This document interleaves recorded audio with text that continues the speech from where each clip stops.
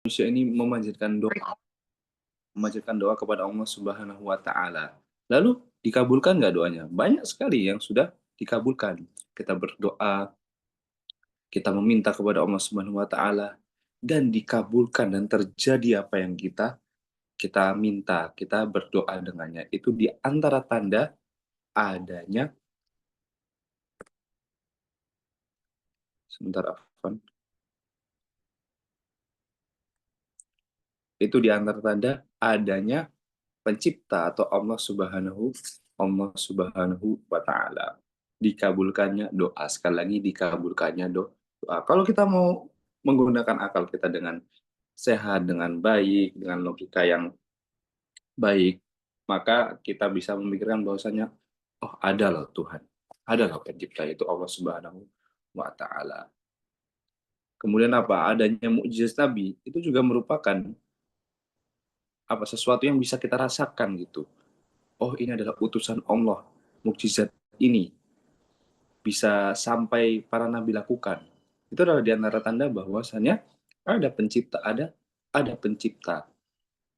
Kemudian dari dalil-dalil syar'i, tentunya ayat-ayat Allah Subhanahu wa taala, diturunkannya Al-Qur'an dan lain semisalnya. Ini di antara singkat saja akidah yang benar tentang adanya keberadaan Rob atau Tuhan atau pencipta itu ada. Ada. Kemudian dari segi definisi ateisme, ateisme. Ateisme pada pembahasan sebelumnya kita sudah membahasnya apa dari bahasa Arab dan penggunaannya, bahasa Arab dan penggunaannya. Kemudian kita bahas juga dari kata ateismenya sendiri, asal muasalnya, yaitu nanti dari bahasa Yunani, yaitu ateos. Kita ulangi sedikit. Dari segi bahasa Arab, kata yang digunakan untuk apa ini namanya? Ateisme adalah al-hada yulhidu. Al-hada yulhidu. Kemarin kalau dibuka di buku rujukan yang Anda gunakan atau di antara yang Anda gunakan pada pembahasan kali ini, itu maknanya secara bahasa. Jadi biasanya ada ketika kita membahas sebuah definisi, itu nanti akan ada makna secara bahasa dan makna secara istilah. Nah, istilah di sini bisa istilah syar'i ataupun yang lainnya. Karena kita sedang pembahasan pada agama Islam atau pada syariah, maka kita butuhkan istilah dengan makna syar'i. Nah, secara bahasa maknanya adalah al-mailu mutlaqan. Condong. Condong. Jadi kata-kata al-hada yuhidu maknanya condong. Kemudian dari segi istilah, sebenarnya al-hada yulhidu itu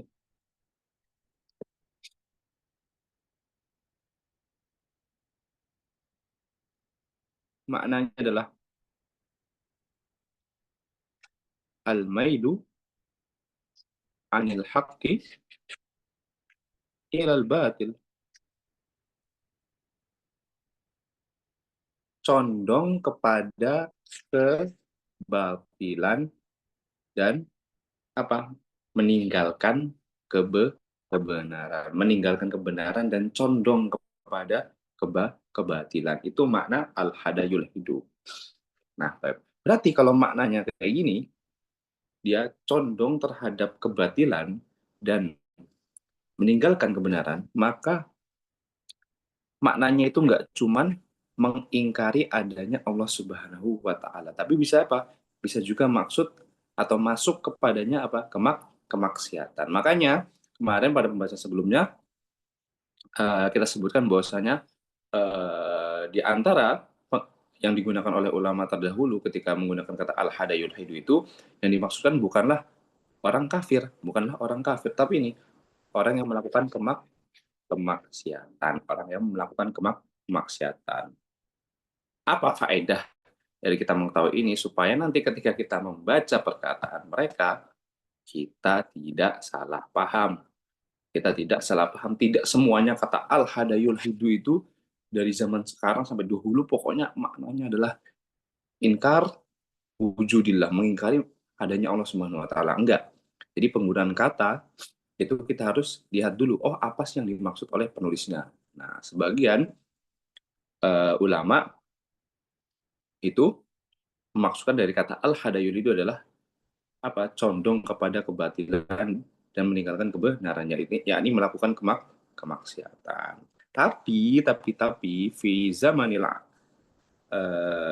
fi zamaninal an, yakni fi zaman al muasir, di zaman sekarang ini, di zaman modern ini, kata-kata mulhid atau al hadayul hidu itu maknanya sudah lebih khusus lagi, sudah lebih khusus lagi. Jadi nggak sekedar maksiat. Maksiat yang apa sih?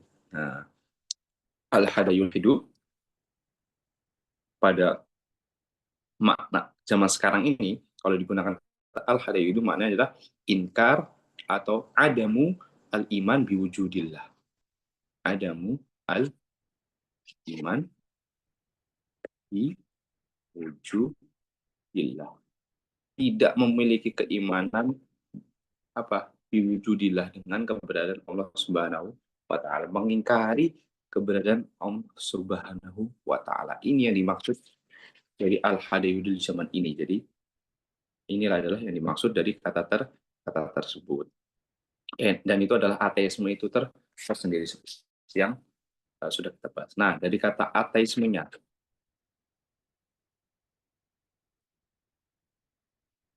ini asal muasalnya dari bahasa Yunani. Apa bahasa Yunaninya? Atheos. Ini mungkin sekitar 15 menit, kita akan ulang, kemudian kita lanjut ke pembahasan selanjutnya. Atheos. Di sini artinya apa? Hilang atau tidak ada. Atau tidak ada. Theos artinya sesembahan atau Tuhan. Jadi atheos, tidak ada Tuhan. Keyakinan bahwasanya tidak ada Tuhan. Ini asal kata dari ateisme. Atheos. Baik. Sekarang kita masuk ke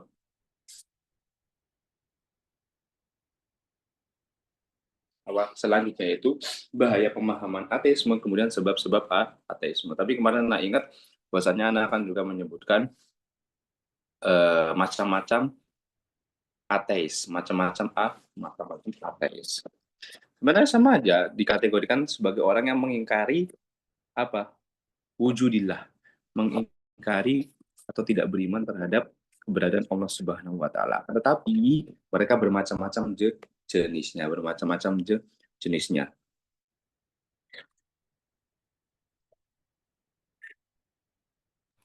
Ustaz izin screenshot Ustaz Yang mana? yang dari logika itu. Ini. Ya Ustaz. Yang sampai nomor 3 Ustaz. Nah, itu. Udah Ustaz. Bismillah.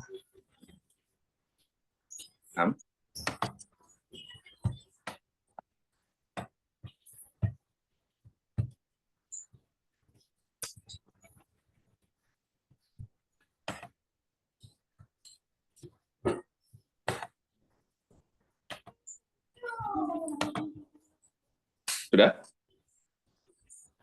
Ya sudah Ustaz. Nah, selanjutnya kita akan bahas jenis-jenis ateis. Jenis-jenis ateis. Bentar. Jenis-jenis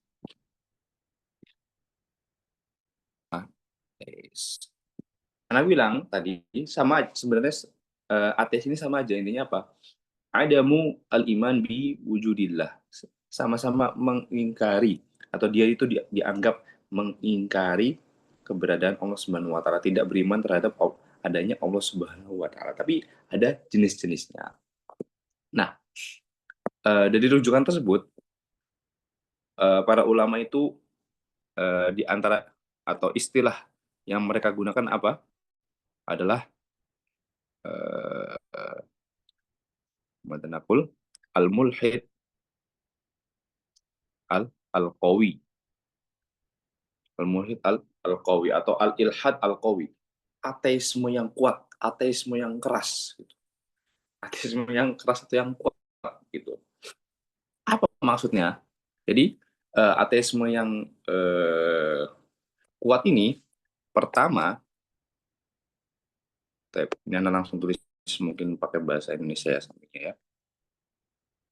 Sebentar. Nah, ya pastinya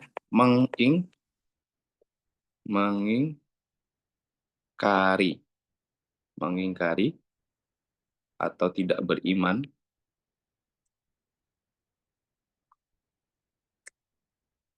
dengan keberadaan Allah. Yang kedua, apa? Dia membantah, membantah dalil-dalil tentang adanya Allah Subhanahu wa taala. Jadi dia cuman bukan hanya tidak beriman dengan keberadaan Allah, tapi dia sampai di tahap apa? Mempelajari, membantah dalil-dalil tentang adanya Allah Subhanahu wa taala. Maka di sana di jenis ini, di jenis ateis yang kuat ini, kalau bahasanya al-mulhid al-qawi atau al-ilhad al-qawi, ateisme yang kuat ini apa dijumpai di sana banyak dai-dai mereka gitu yang menyerukan atau memberitahu ke halayak bahwasanya oh dalil ini apa namanya terbantah dengan seperti ini atau syubhat-syubhat atau mereka melemparkan syubhat-syubhat ini mereka nggak beriman tapi juga apa mereka berargumen untuk membantah dalil-dalil adanya Allah Subhanahu wa taala. Yang mana pastinya bantahan mereka sebenarnya kalau kita menggunakan logika yang baik dan benar, kita mau apa namanya? Merujuk kembali kepada para ulama, pasti ada jawabannya, pasti ada jawabannya, pasti ada jawabannya. Dan nanti mungkin ada beberapa atau sedikit di antara syubhat yang mereka lontarkan, kemudian kita berikan jawabannya, baik itu secara syar'i, kemudian secara bukti logikanya dari jawaban pertanyaan tersebut. Yang kedua, apa? Al-ilhad atau al-mulhid ad-dhaif.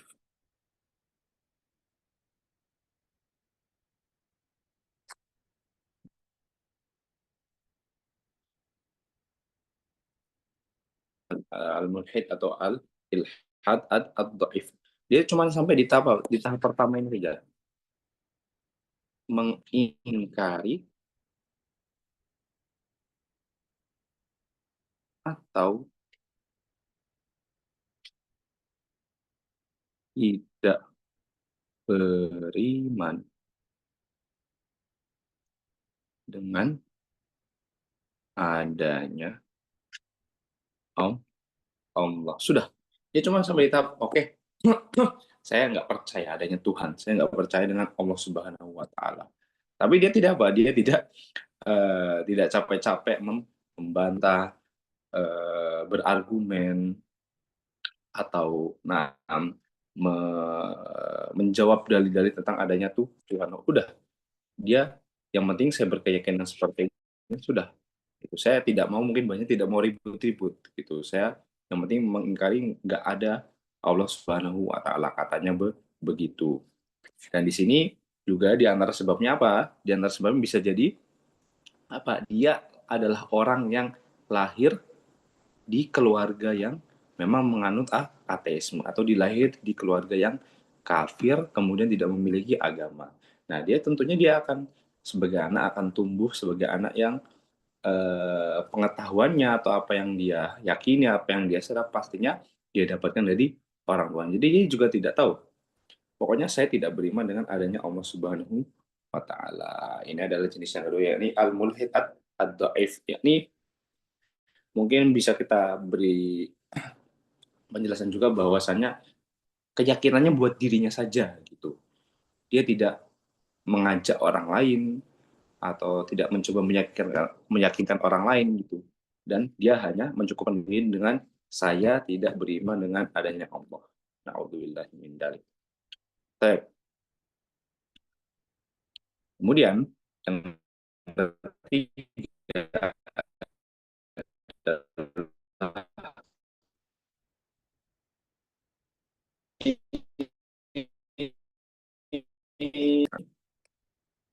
la adriyin kalau anda nggak salah ya atau apa bahasa mereka sebentar.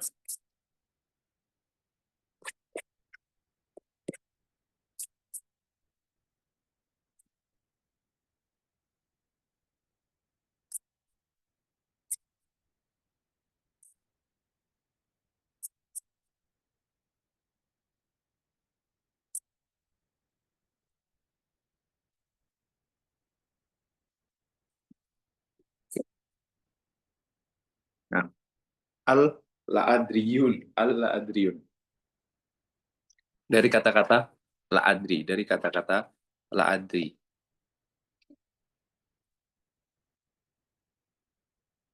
al la adriyin al la adriyun,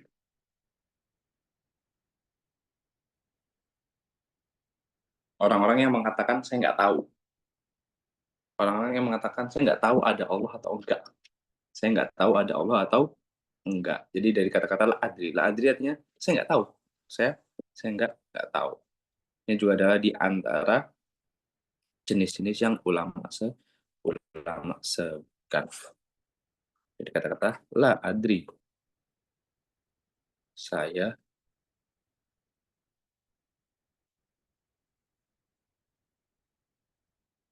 saya tidak tahu. Nah, dia apa? Dua hal yang ada pada dia. Yang pertama,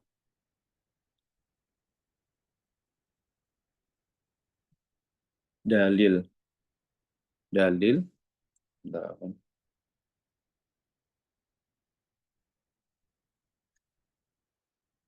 tentang adanya Allah,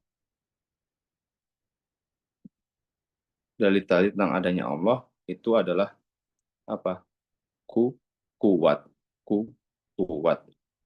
Jadi dia hmm, ketika misalnya mendapati dalil-dalil tentang adanya Allah, betul juga ya dalilnya ya, betul juga ya dalilnya, atau iya benar, atau yang semisalnya. Tapi selain itu apa? Dalil-dalil tentang tiadanya Allah atau ketidakadaan ketidakadaan Allah juga juga kuat. Jadi ketika dia dilempar syubhat, dilempar pertanyaan ataupun statement-statement yang mengungkapkan bahwasanya Allah itu tidak ada, na'udzubillah min dzalik, apa? Dia juga merasa, benar juga ya, benar, benar juga. Gitu. Jadi dalil tentang adanya Allah dan dalil tentang tidak adanya Allah itu sama-sama kuat di sisinya. Jadi dia tawakuf, dia berhenti, mengatakan nggak tahu. Nah, tapi orang yang seperti ini dia dikelompokkan kepada ateisme, dikelompokkan kepada ateisme. Kenapa? Karena dia apa? Termasuk ke dalam definisi ateisme. Apa definisi ateisme? Adamu al iman, tidak beriman. dengan wujudillah. Ada beriman biwujudillah. Ada mul iman biwujudillah. Tidak beriman dengan adanya Allah.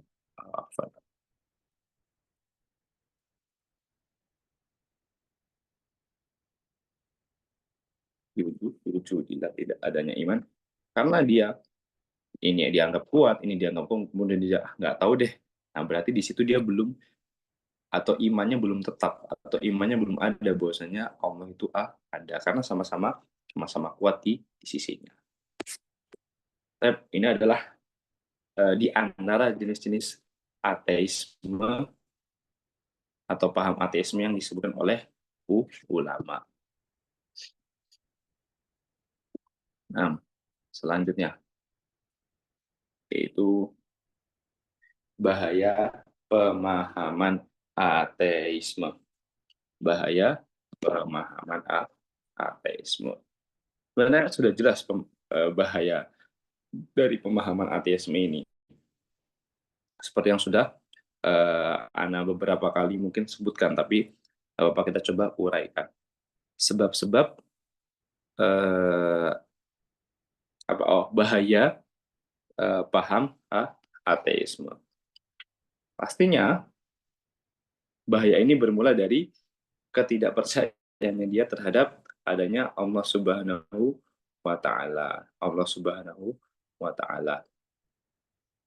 Nah, kalau sudah tidak percaya dengan adanya Allah Subhanahu wa taala, maka di sana ada banyak konsekuensi yang melazimkannya, melazimkannya. Eh,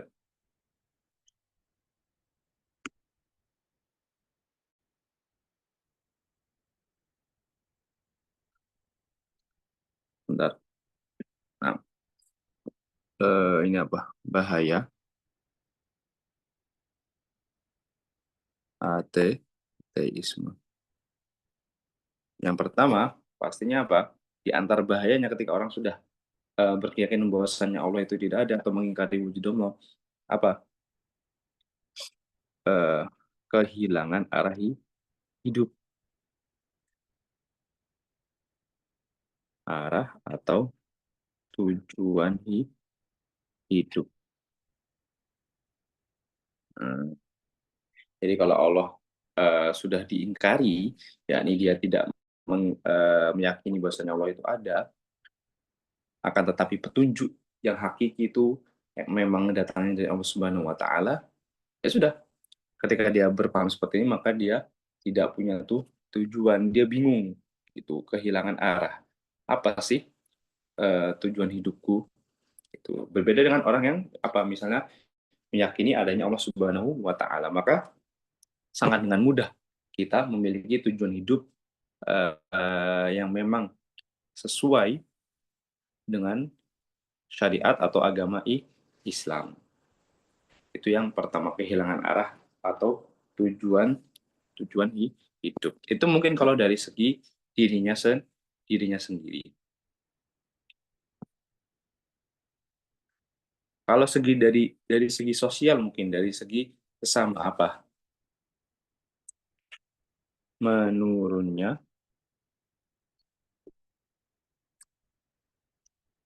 apa? Akhlak dan moral. Akhlak dan moral. Menurunnya akhlak dan moral. Karena dia merasa dia tidak bertanggung jawab terhadap siapapun, dia tidak bertanggung jawab terhadap siapapun, tidak ada yang bisa mengatur dia, tidak ada yang bisa mengatur dia. Nah, oleh karena itu dia akan berbuat terserahnya atau sesuka-sukanya, dan ini tentunya sesuatu yang tidak baik apabila sudah menyangkut ranah bermuamalah atau dalam akhlak dan moral, karena dia mau berbuat bagaimanapun, apa dia merasa tidak ada konsekuensinya, merasa tidak ada konsekuensinya, maka akhlaknya bisa jadi turun begitu pula dengan moralnya.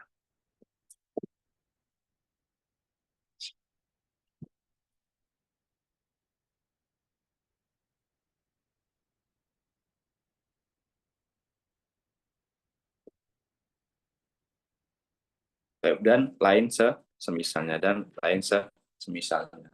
Ini adalah bahaya ateisme yang eh, berasal dari kelaziman, bahwasanya kalau kita sudah tidak percaya Allah, maka kita sudah tujuan hidup kita berarti nggak percaya itu tujuan hidupnya, kita tidak tahu tujuan hidup kita apa, kemudian kita berlaku semena-mena terhadap orang lain bahkan, ataupun terhadap diri sendiri. Misalnya kita apa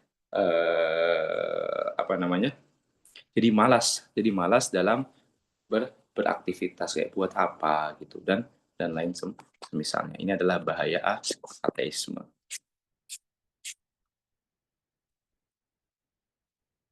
Nah,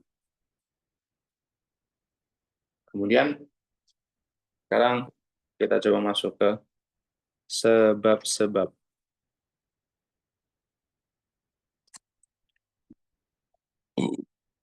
Sebab-sebab ateisme. Sebenarnya banyak, seperti juga kemaksiatan lainnya. Jadi ateisme ini pun juga merupakan kemaksiatan yang sebabnya kurang lebih sama. Mungkin di antaranya apa? Yang pertama adalah teman yang buruk. Teman yang buruk. Apa kalau kata sebuah pepatah? As-sahib sahib. Teman itu adalah orang yang akan menarik kita. Teman itu adalah orang yang akan menarik kita. Jadi teman kita berperilaku seperti apa, dia seakan-akan itu akan menarik kita untuk melakukan hal yang sama. Nah, di antara sebab-sebab baptisme ada apa? Adalah berasal dari teman yang buruk. Teman yang buruk, yang mungkin teman tersebut menyuruh kepada otak si temannya.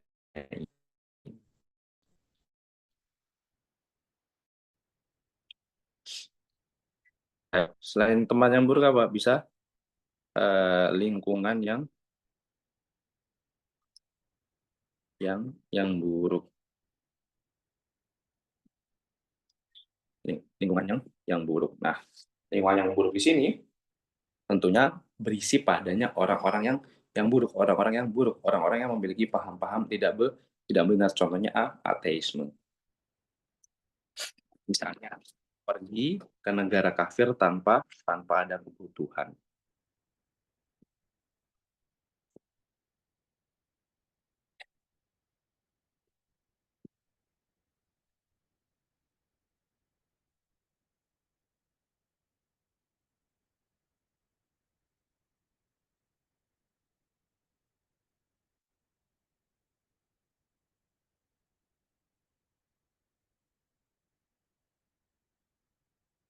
lingkungannya lingkungan yang buruk, teman yang buruk, lingkungan yang buruk.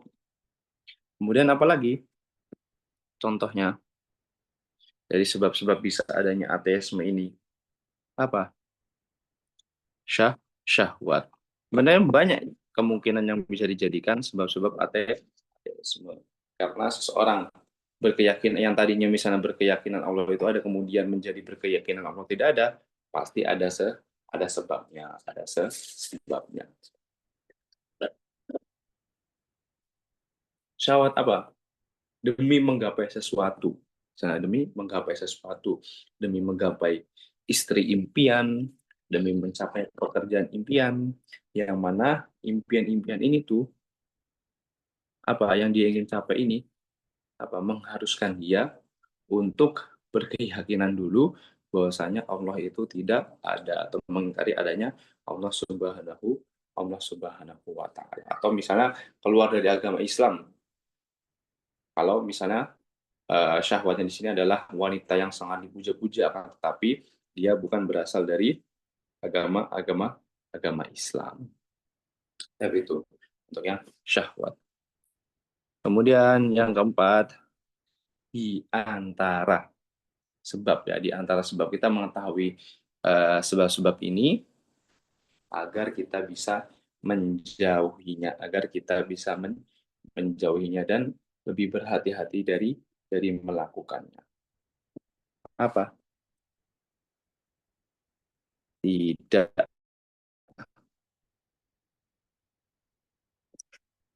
menuntut ilmu, tidak menuntut ilmu. Ya, afan, tidak menuntut ilmu.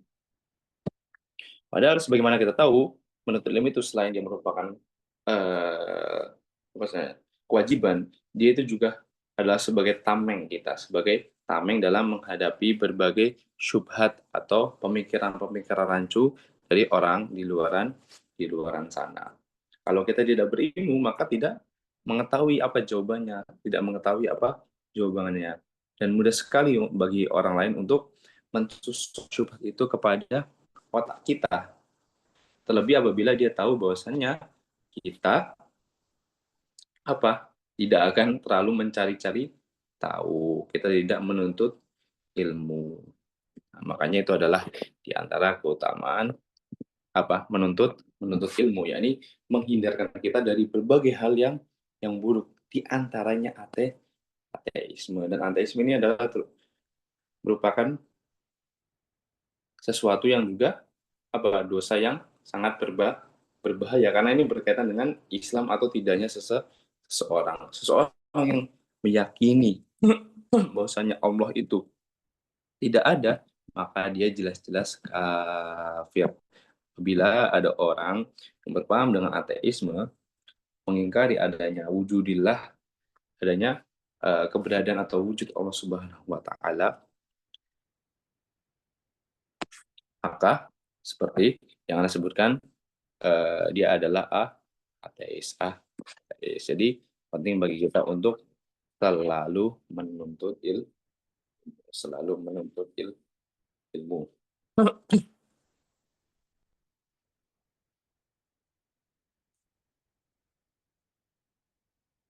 dan lain semisalnya.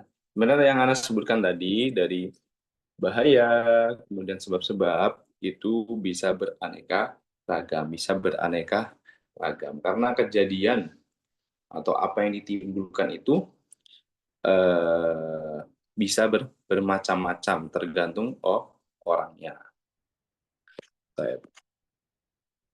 Nah, kemudian mungkin kita akan sedikit bahas tentang apa namanya beberapa bantahan, mungkin beberapa saja, tidak usah semua, karena ini bukan forum untuk khusus membahas seperti itu, tapi paling enggak kita tahu atau ada faedah dari anak yang bisa antum antum terima berkaitan dengan apa sih jawaban-jawaban dari apa namanya syubhat atau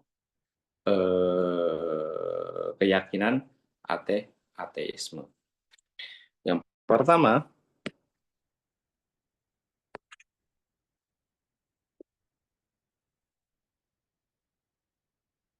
atau sebelum kita masuk ke ranah syubhat ini, yang mana nanti kita hanya sebutkan beberapa,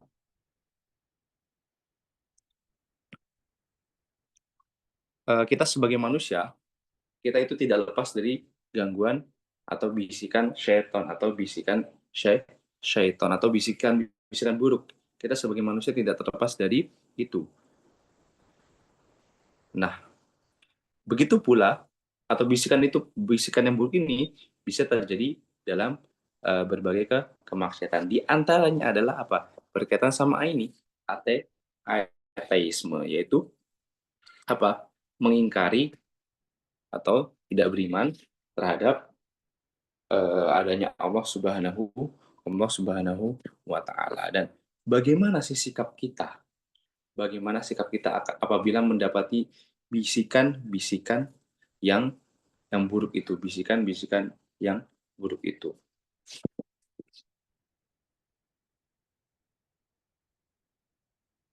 Bagaimana sikap kita apabila uh, terlintas di pikiran kita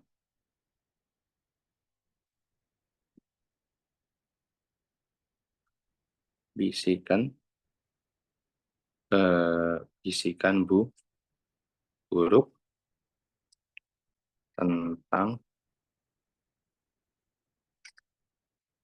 tidak adanya Tuhan. Dalam suatu hadis disebutkan. Sebentar, Ana lihat hadisnya dahulu tadi.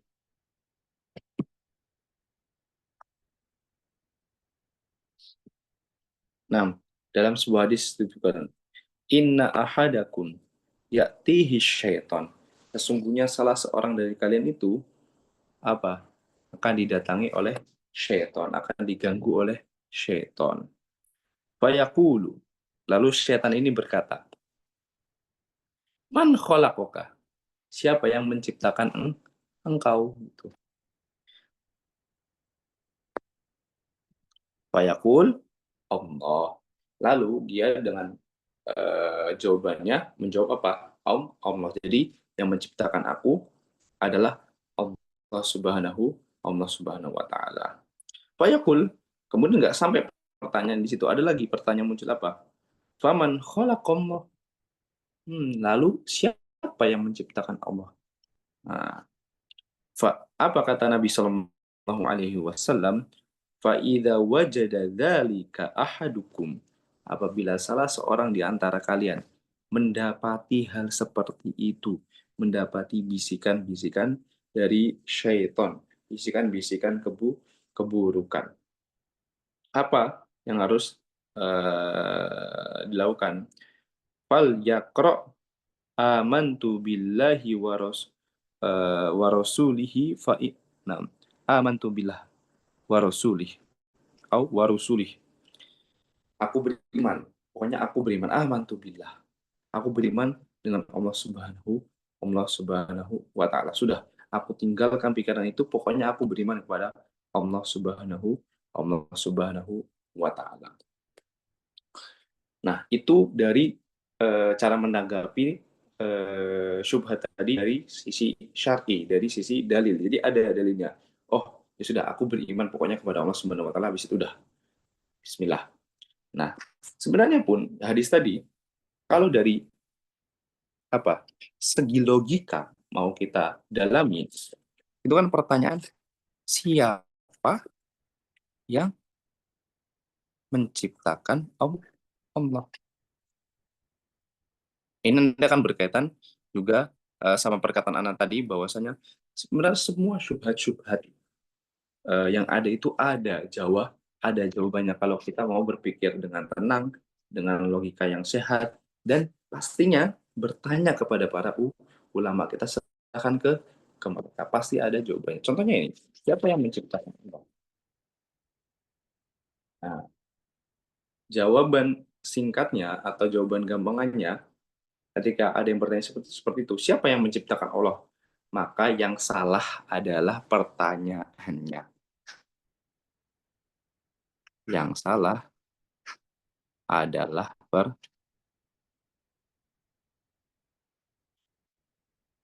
pertanyaannya.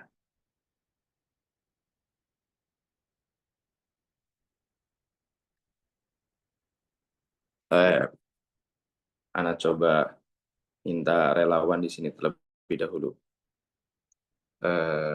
Tab, Pak Muhammad Komarudin mungkin. Hadir, Pak?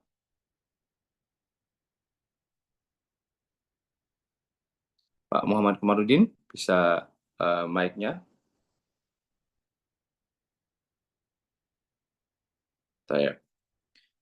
Mas Ainul. Ustaz di jalan dulu Ustaz, Ustaz dulu Ustaz. Tapi masih di jalan Ustaz. Oh, Tapi saya. kalau sudah ini saya. Nah, saya masih menyimak, tidak Bapak. Pak atau Mas Ainul Yakin, bisa dibuka mic-nya?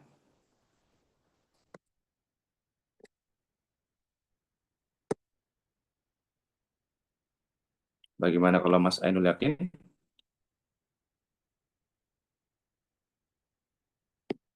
Sepertinya juga mungkin ada kendala, nggak apa-apa. Siapa yang menciptakan Allah? Kenapa yang salah adalah pertanyaannya? Contohnya, contohnya, kita sebagai manusia, kita dilahirkan dari bapak dan ibu kita. Maksudnya dari proses bapak dan ibu kita, kemudian kita dilahirkan oleh ibu kita. Kita dilahirkan oleh ibu kita. Apabila ada yang bertanya nih ke kita, siapa yang melahirkan engkau? Ke kita ya. Maka jawabannya adalah ibu. Ibu. Taib. Nah, apabila ada yang bertanya, kapan bapakmu melahirkan engkau? Kapan bapakmu melahirkan engkau? Atau kapan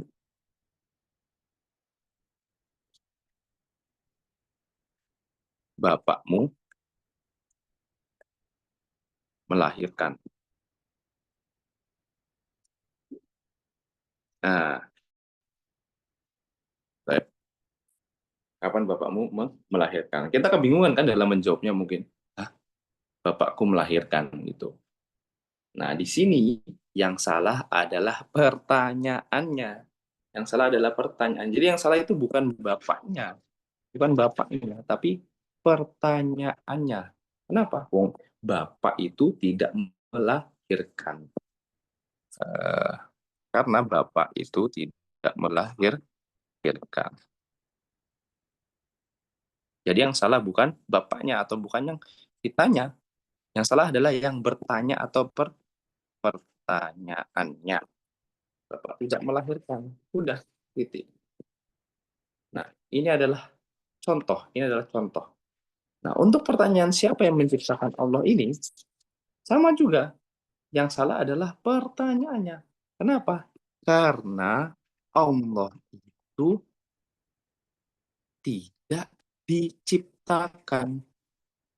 Titik. Dan dia adalah yang menciptakan. Nah, jadi dari pertanyaan siapa yang menciptakan Allah itu adalah pertanyaan yang salah. Kenapa? Karena Allah itu tidak diciptakan. Sebagaimana tadi, kapan bapakmu melahirkan? Ini adalah pertanyaan yang salah. Karena apa? Karena bapak itu tidak melahirkan. Sudah emang begitu. Bapak tidak melahirkan. Begitu pula dengan Allah. Allah itu tidak dicipta. Allah itu tidak diciptakan. Nah, ini adalah di antara apa namanya syubhat yang mungkin bisa Ana sebutkan dalam membantah atau menanggapi syubhat kaum ateis atau kaum kafirin tentang Allah Subhanahu wa Ta'ala, yang mana syubhat ini disebutkan di hadis tadi. Apa cara kita? Cara kita adalah mengatakan amantu billah. Sudah, aku beriman kepada Allah. Sudah, aku beriman kepada Allah. Setelah itu mungkin kita menuntut ilmu. Kita coba datang ke ustaz, kita cari tahu apa jawabannya. Kita bertanya dengan niat ingin mengetahui apa sih jawabannya. Dan insya Allah dengan begitu kita akan mengetahui jawabannya. Kemudian sebentar.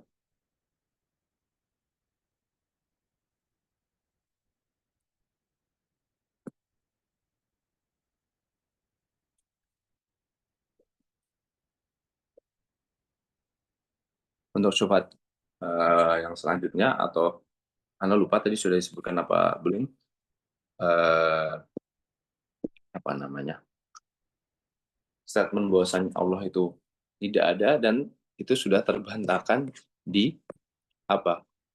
Di pembahasan kita yang awal-awal. Tidak mungkin sesuatu yang ada di muka bumi ini tercipta dengan sendirinya. Pasti ada penciptanya, dan itu Allah Subhanahu wa Ta'ala. Baik, alhamdulillah, ini kurang lebih yang bisa kita bahas sedikit, atau apa namanya, penjelasan dasar atau sedikit dari ateisme. Jadi kita sudah belajar apa definisi dari ateisme. Afan, kita sudah belajar bagaimana sih akidah yang benar tentang adanya Rabb atau Tuhan, dan beberapa alasannya. Kemudian kita juga mempelajari definisi dari ateisme itu sendiri. yakni ateisme adalah mengingkari atau tidak beriman dengan keberadaan Allah Subhanahu wa taala. Itu berkaitan dengan definisi ateisme. Kemudian berkaitan dengan macam-macamnya tadi saya sebutkan ada ateis yang kuat. Ateis yang kuat itu apa? Ateis yang dia selain dia mengingkari adanya wujudillah, adanya keberadaan Allah Subhanahu wa taala, dia juga membantah serta mengajak atau melemparkan syubhat kepada orang-orang. Jadi dia aktif gitu, aktif apa namanya? Ateis yang aktif gitu. Mungkin kalau Anda mau bahasakan dengan bahasa sendiri ya, ateis yang aktif. Jadi nggak cuman udah nggak beriman, tapi dia juga membuktikan kebenaran dia menurut menurut dia, yang mana itu adalah sebuah kesalahan. Itu dari segi apa namanya, hal yang sudah Anda sebutkan tadi. Kemudian yang kedua apa? Al-mulhid al-dhaif atau ateisme yang lemah, yang lemah, yakni yang penting dia tidak meyakini atau tidak beriman dengan keberadaan Allah Subhanahu wa taala, keberadaan Allah Subhanahu wa taala, dan dia tidak apa namanya? Tidak pusing-pusing ikut campur, membantah dalil-dalil atau mengajak orang-orang untuk apa? Mengikuti syubhatnya. Kemudian selain itu ada juga kelompok La'adriyun, yaitu kelompok-kelompok yang mengatakan saya nggak tahu ada Allah atau enggak, saya tahu ada Allah atau enggak, maka itu apa dianggap sebagai ateisme, orang yang apa mengingkari atau tidak beriman, adamul iman biwujudillah, tidak beriman dengan keberadaan Allah Subhanahu wa taala, karena dia 50-50, dia condong kepada dalil-dalil yang menyatakan adanya Allah, tapi dia condong juga kepada dalil-dalil yang menyatakan bahwasanya Allah itu tidak ada. Nah, di sini dia belum menetapkan bahwasanya dia beriman dengan keberadaan Allah Subhanahu wa taala.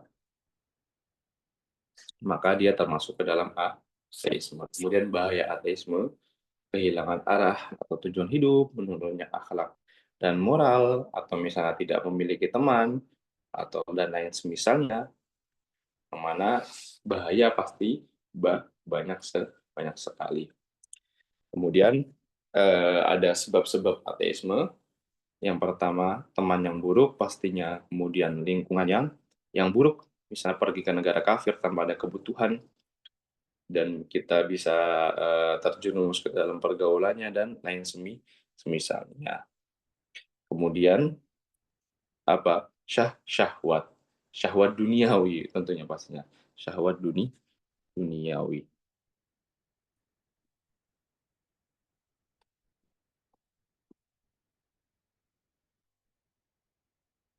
Misalnya dia ingin menikah dengan orang yang berkeyakinan seperti itu, kemudian mau nggak mau dia harus masuk ke agama orang lain atau mengikuti pemahaman tersebut. Na'udzubillahi min dzalik, na'udzubillahi min dzalik.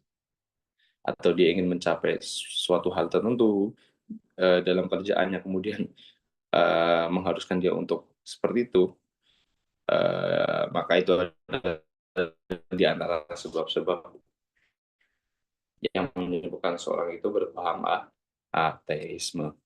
Kemudian yang keempat apa? Tidak menuntut ilmu, tidak menuntut ilmu. Jadi dia nggak punya bekal, nggak punya bekal. Gampang sekali dilempari syubhat-syubhat atau kerancuan, yang mana itu akan membahayakan di dirinya sendiri juga. Karena di zaman ini semakin pula medsos semakin terbuka, apa saja bisa di-share. Apabila kita tidak membekali kita dengan ilmu pengetahuan yang memadai, yang mumpuni, maka dikhawatirkan kita akan terjatuh kepada keburukan atau lebih khusus kepada ateisme dan berbagai sebab-sebab yang lainnya. Nah, tadi juga Anda sebutkan bagaimana sikap kita apabila terlintas di pikiran kita bisikan-bisikan yang buruk tentang tidak adanya Tuhan, atau tentang bisikan-bisikan buruk tentang Tuhan. tentang Allah Subhanahu wa taala. Nah, di antaranya secara syar'i jawabannya adalah amantu billah. Dah, aku beriman kepada Allah, kemudian dia berhenti dari memikirkan hal tersebut dan beranjak ke aktivitasnya yang lainnya. Nah, tapi bisa juga sebenarnya dibantah secara logika, dibantah secara logika karena sebagian pertanyaan yang diajukan itu adalah pertanyaan yang salah. Pertanyaan yang salah, bukan orang yang ditanya yang salah ataupun yang ada di dalam pertanyaan itu yang salah. Contohnya ini seperti yang tadi Anda sebutkan, pertanyaan kapan bapakmu melahirkan itu adalah pertanyaan yang salah dan nggak mungkin. Kenapa jawabannya? Karena bapak tidak melahirkan. Kita dapat menjawab yang nomor 2 ini dengan cara simpel. Kenapa yang satu? Sebagian orang itu sangat tidak simpel dalam memikirkannya. Nah, seperti yang nomor 2 tadi, nomor 1 itu juga begitu. Siapa, kalau ada seperti di hadis tadi, siapa yang menciptakan Allah Subhanahu wa taala? Nah, ini adalah pertanyaan yang salah. Kenapa? Karena Allah itu tidak diciptakan, karena Allah itu tidak diciptakan. Itu mungkin pengulangan singkat dari definisi sampai ke sedikit bantahan yang dilontarkan oleh kaum ateisme. Semoga yang singkat ini bermanfaat. Mungkin sebelum kita tutup seperti biasa, silakan apabila ada yang mau bertanya, Fadol. Saya izin bertanya, Ustaz. Nah, Fadol. Oh, ini yang bertanya ya, Fadol. Bisa share screen tadi, Ustaz, yang Al-Adriyun. Mana share Al-Adriyun. screen ya? Mana share screen lagi? Sebentar. Yang dari kitabnya atau yang catatan Nana? Catatan.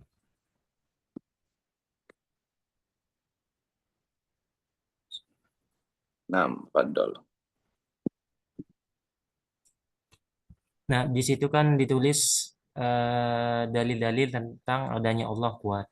Dan yang di bawah itu dalil-dalil tentang Kuat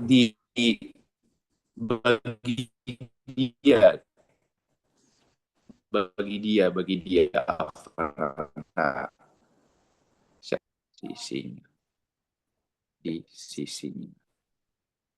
Padahal, Nah, dalil-dalil tentang, terus di bawah dalil-dalil tentang ketidakadaan Allah juga kuat di sisi orang-orang La'adriyun ini.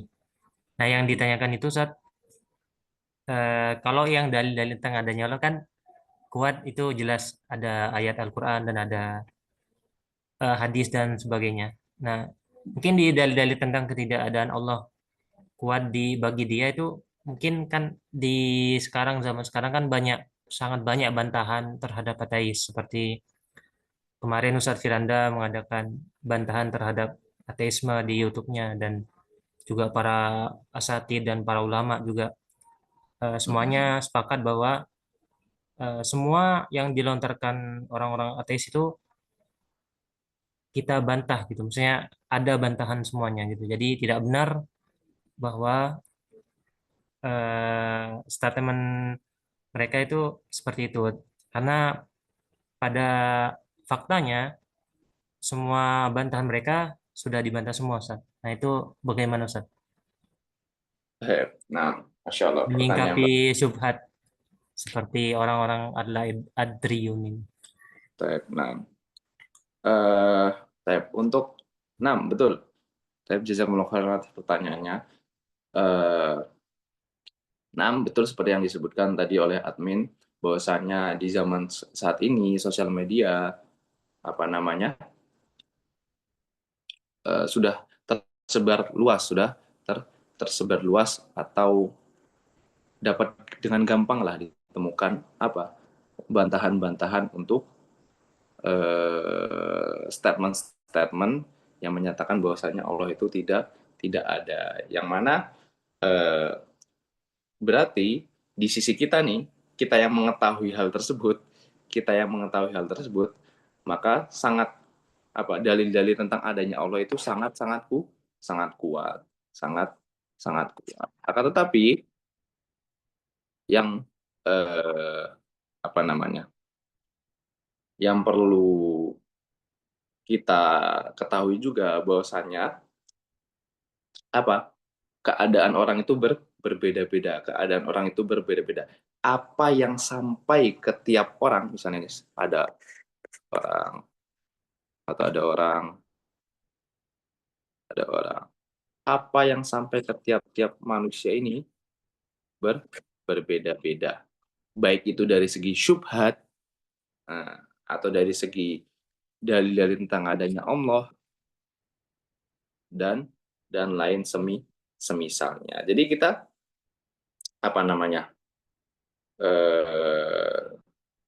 mungkin tidak bisa kita samakan di antara contohnya. Mungkin seseorang yang sudah dari lahir dia tumbuh besar di lingkungan yang mana lingkungan itu mengenal agama, kemudian dari kecil dia dididik dengan pendidikan agama dan akidah yang benar. Nah, di situ dia kecil sekali ada kemungkinan bahwasanya dia mendapatkan syubhat, contohnya misalnya tentang adanya Allah aja. Kecil sekali kemungkinan dia mendapati bahwasanya dalil-dalil tentang ketiadaan Allah ini adalah kuat di sisinya, atau dia kecil sekali bahwasanya dia tidak mendapati jawaban dari syubhat tentang ketiadaan Allah Subhanahu wa taala. Akan tetapi di sana ada orang lain lagi yang dari mungkin kalangan umum,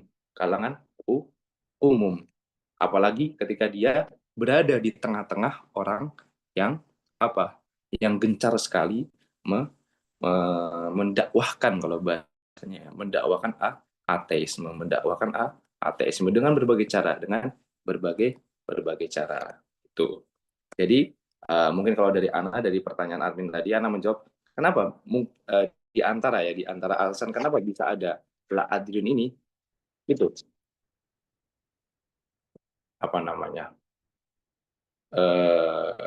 dalil-dalil yang sampai ke dia ini, atau informasi yang sampai ke dia ini, atau cara berpikir dia, atau yang lain semisalnya itu tentang adanya Allah dan tiadanya Allah itu sama-samaku kuatnya. Itu. Apakah jawaban Anda cukup menjawab? Sama-sama kuat bagi orang yang itu, Ustaz, awam tersebut. Nah, atau mungkin pertanyaan antum bisa dirincikan apa dari pertanyaan antum? Maksudnya yang ingin antum tanyakan gitu. Ini, Ustaz, menurut kami itu kuat itu sebenarnya apa ya? Pada faktanya tidak kuat gitu, Ustaz. Jadi karena zaman sekarang itu semua sudah dibantah semua oleh Ustaz. Jadi kalau kita katakan kuat, kayak kedengarannya kayak gimana gitu, Ustaz. Kayak, Nah, makanya Anda hmm, bilang tadi itu bagi kita yang sudah mengetahui, mengetahui. Nah, orang yang belum mengetahui, dia masih 50-50 nih. Masih 50-50. Ya, iya juga ya, ada Allah, tapi iya juga ya, betul juga jawaban mereka gitu. Kemudian dia sampai di titik itu dia bilang, nggak tahu deh gitu, ada Allah apa enggak, gitu loh. Nggak tahu deh ada Allah apa enggak, seperti itu. nah, Nah, Ustaz, makanya itu di antara tadi Ana bilang sebab-sebab ateisme tidak menuntut ilmu.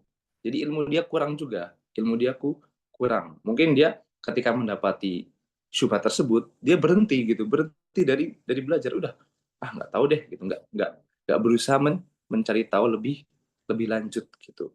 Udah, dia tawakuf, dia diem. Udah, pokoknya aku mau berkeyakinan bahwasanya udah, nggak tahu lah ada Allah itu ada atau enggak. Sedangkan apabila misalnya nih seperti yang Anda katakan tadi, sikap yang betul, dia mendapati misalnya ada dalil tentang adanya Allah. Kemudian datang syubhat nih dari ateis. Oh, Allah itu nggak ada loh. Nah, sampai di sini yang betul seperti kata antum bilang tadi betul adalah kita mencari tahu di sosial media kayak atau di ustadz-ustadz kayak atau tayangan YouTube seperti contohnya Ustadz Firanda itu bagaimana sih bantahan-bantahannya. Nah, dengan cara itu maka dia tidak akan terjerumus ke dalam apa ateisme insya Allah. Akan tetapi apabila dia dapati syubhat kemudian sama-sama kuat nih, kemudian dia tawakuf, udah nggak tahu. Nah, di situ yang dimaksudkan di sini dimasukkan di sini. Jadi keadaannya di sini keadaan orang. Kalau misalnya kita bisa bilang kita nggak terima, kok apa namanya antum bisa bilang nggak tahu sih, padahal sekarang tuh ada banyak video YouTube dan sebagainya. Iya, kita bisa bilang begitu. Tapi itu pembahasan beda lagi. Ini kita sedang membahas jenis-jenisnya. Membahas jenis-jenisnya. Ada loh orang ateis yang kayak gini. Ada loh orang ateis yang dia itu kayak gini. Ada loh orang ateis yang kayak gini. Gitu. Apakah cukup atau ada lagi? Masya Allah, jazakallah khairan Ustaz. Nah, wah ya, itu mungkin yang coba Ana jelaskan tentang jenis-jenis ini. Jadi ini cuman menjelaskan ada loh orang yang ateis itu karena ini. Cuman kalau kita nggak setuju, kok bisa sih kayak gitu? Wajar, wajar. Bukan cuma antum, Ana juga kayak gitu. Kok bisa sih? Padahal sekarang sosial media banyak gitu. Harusnya antum apa namanya menuntut ilmu. Kayak gitu. Barakallahu fikum, barakallahu fikum. Amin. Iya. Ya, Nah, silakan bagi teman-teman yang ingin bertanya, bisa open mic. Mungkin Pak Komar atau Mas Zainul Yakin. apabila ada yang ingin bertanya, Karena mengingat ini pertemuan terakhir membahas ateis, nah pekan depan membahas kitab yang baru, insya Allah. nah, insya Allah ta'ala.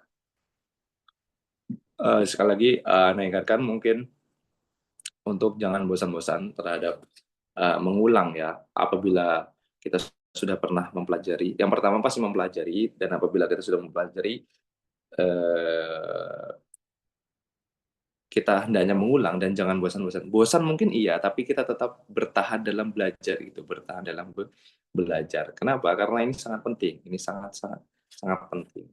Ya antaranya kita manusia tempatnya lupa, kita perlu selalu belajar atau memurojaah agar ingat.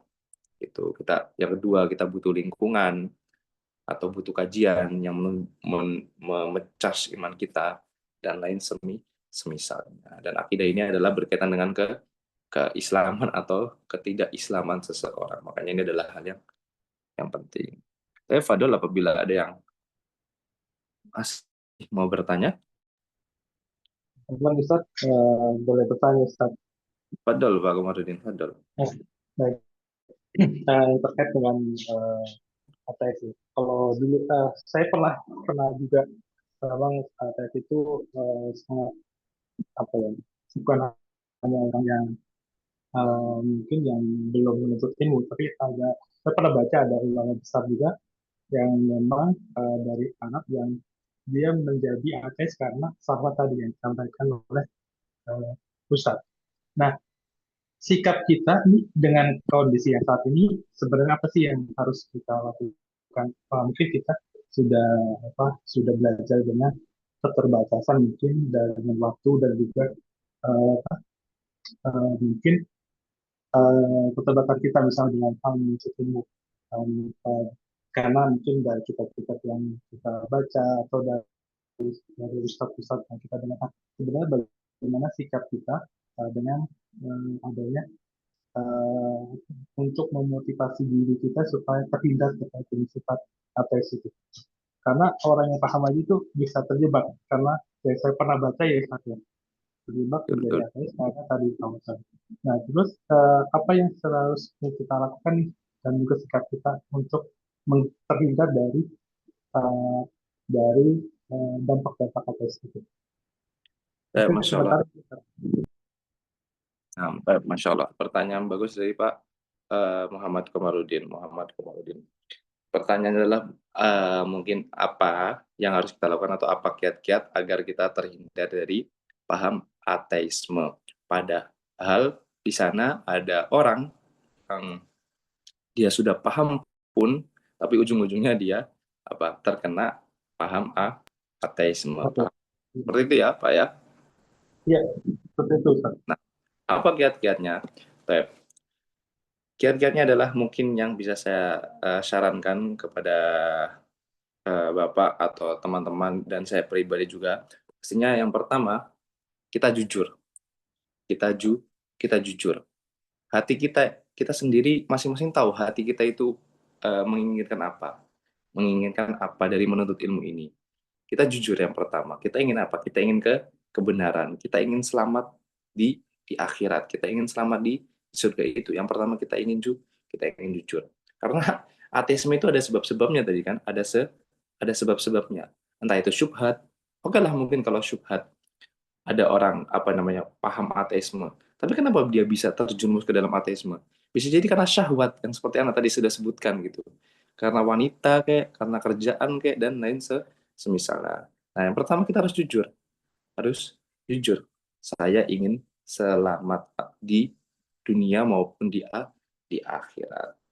Nah, yang kedua, mungkin ini yang menunjang kejujuran ini juga dan menunjang juga keselamatan kita. Dan ini mungkin di antara bukti kita jujur adalah kita perbanyak doa kepada Allah Subhanahu wa taala. Perbanyak doa kepada Allah Subhanahu wa taala.